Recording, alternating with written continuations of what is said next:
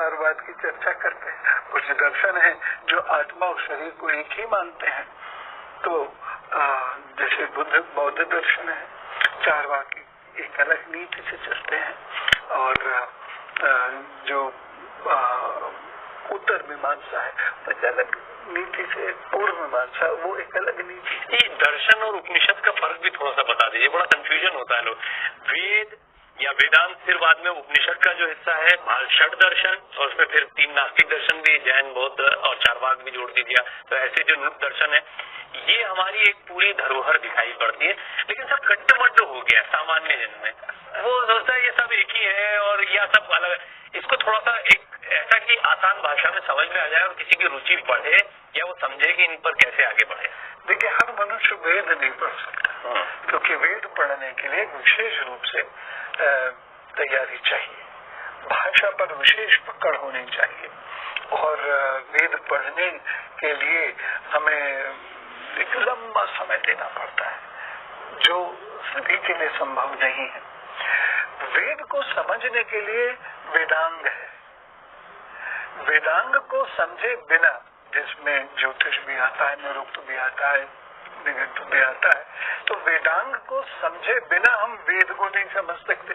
तो हमें वेदांग समझना है। अब वेदांग समझने के बाद जो उसके आधार पर निष्कर्ष निकाले गए, ये वेदांत है। वेद का अंत नहीं है वेदांत, उसके आधार पर जो निष्कर्ष निकाले गए वह वेदांत है, और उसमें उत्तर मीमांसा में उसका वर्णन किया गया है। तो जो वर्णन किया गया है सामान्य भाषा में, इसे उपनिषद, यानी हमने गुरु के पास बैठकर उसे समझा और उसमें प्रश्न उत्तर किए, तो उससे जो ज्ञान उत्पन्न होता है वह उपनिषद बन गया। और उस ज्ञान को समझने के अलग अलग जो रास्ते हैं, उपागम है, ये उपागम दर्शन है। क्या बात है, बहुत सुंदर, बड़ा आपने सरलता से इसको समझाया है। पर लेकिन ये जितना सरलता से समझाया गया, आप जब इसमें उतरेंगे तब आपको ये समझ में आएगा। इस ऑथेंटिसिटी को मैं समझना चाहूंगा। बहुत सारी पुस्तकें हैं हमारे पास, बहुत सारा प्रकाशन होता है, आप भी देखते हैं। अब कितना सही है वो पुराना स्क्रिप्चर हमारे पास आज मौजूद, इसको लेकर प्रक्षेपित का बहुत हम देखते हैं। वाल्मीकि रामायण के उत्तरकांड के विषय में भी सुनते हैं। एक उदाहरण के तौर पर कह रहा हूं, मैं इस पर कभी और लंबी बात करूंगा।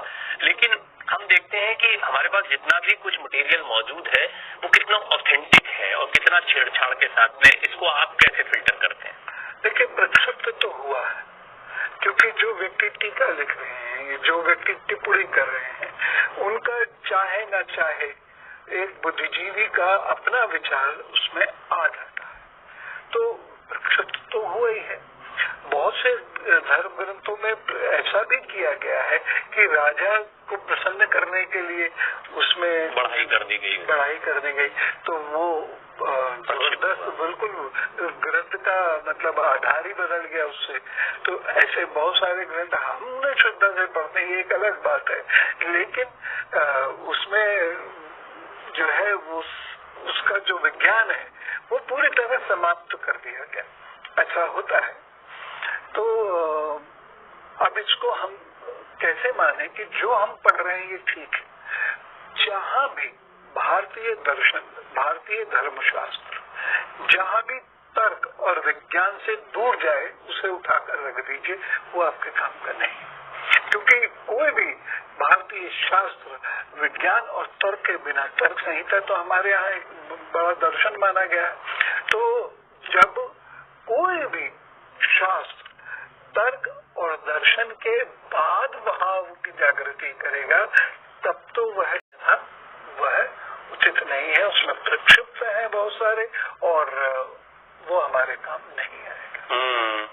अब तर्क से मैं चाहता हूं कि अब और आगे के विषयों पर बढ़ूं, लेकिन एक छोटा सा प्रश्न इसी से जुड़ा हुआ, क्या तर्क से ये लगता है कि वो प्रभु श्री राम जो माता सीता से इतना प्रेम करते हैं कि रावण पर बिना सेना के चढ़ाई करते हैं,